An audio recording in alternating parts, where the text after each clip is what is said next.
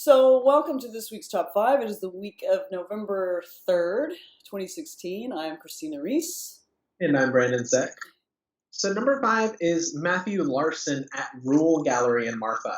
So I saw this show, about a month ago when I was there for Chinati weekend. So it's works that you really have to see them in person. We're going to put some images up, but they won't do it justice. The works are yarn that's been attached to Velcro. So Larson has to go through and meticulously attach each thread to the Velcro.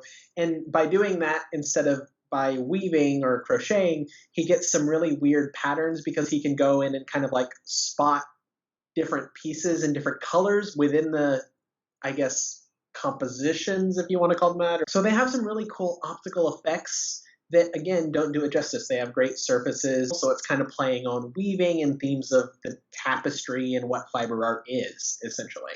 So number 4 this week is Dan Howell and Dean Ruck. It's their new installation. It's in a suburb called Sharpstown in Houston, just kind of out in the middle of a regular residential street. They've taken a house and transformed it. This is something that they've done before, although this one's a little bit different.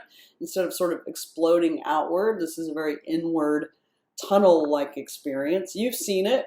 Went and saw it today. Well, first of all, it's weird being in the middle of a suburb. It's all of these nice houses going about their lives, and then there's this black painted house with a copper colored hole. Tunnel? Portal? And people have climbed in it. You can climb through it, but it narrows at the end, so you start off standing straight up, and then by the end you're kind of hunched over in a little ball. There's been footprints and handprints on the copper. It's like a copper foil, and I wonder if they go in and occasionally polish it up, and it kind of glows because it's so reflective. But it's something to see, and whenever they do a project like this, it's great, and it's only going to be there for so long, though. So number 3 this week is in San Antonio, and it's the reopening of the Blue Star Contemporary.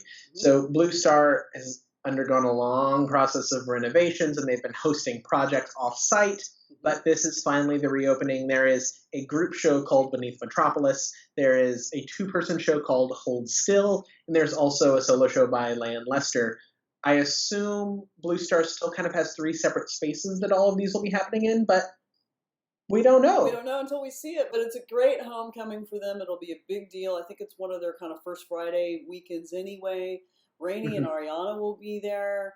We're excited for them. So number 2 this week is Border Cantatos. This is a big show, long time in the making at the Amon Carter Museum. So this is a kind of a collaboration between Richard Misrock and Guillermo Galindo. Richard Misrock, the photographer, Guillermo Galindo, a musician, sculptor, and it examines the border between the United States and Mexico through this sort of what they're calling a humanistic lens. This weekend on Saturday, starting at 10:30 a.m., the artist will actually be there, and the photographer, Richard Misrock, he's going to be talking about his process and his influences and his experiences of actually taking these large-scale photographs at the border.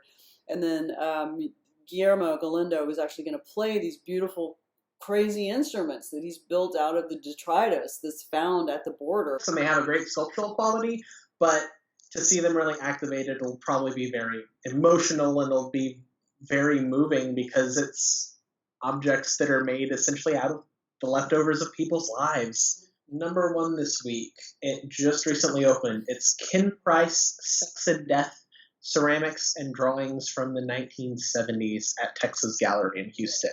Yeah, the great Ken Price, the ceramicist, artist, guy with the great brain. He just died in 2012. What do we know about this particular show? It's going to be very, very sexy. There's a lot of nudes in it. There's a lot of references to death and his little skulls that he drew and made. I'm hoping, I don't know if there is, I'm hoping there are some of his coffee cups and his mugs. I hope those ceramics will be there because his phallic coffee mugs are fantastic. Yeah, Rainey saw the show today, and she actually called me as she was leaving the gallery and talking about what a great show it is. It's going to be dirty, people. It's a good, dirty Ken Price show. You can't get any better than that. Sex and death. I mean, that's all there is to it. If you've already done it, good job. And go see some art.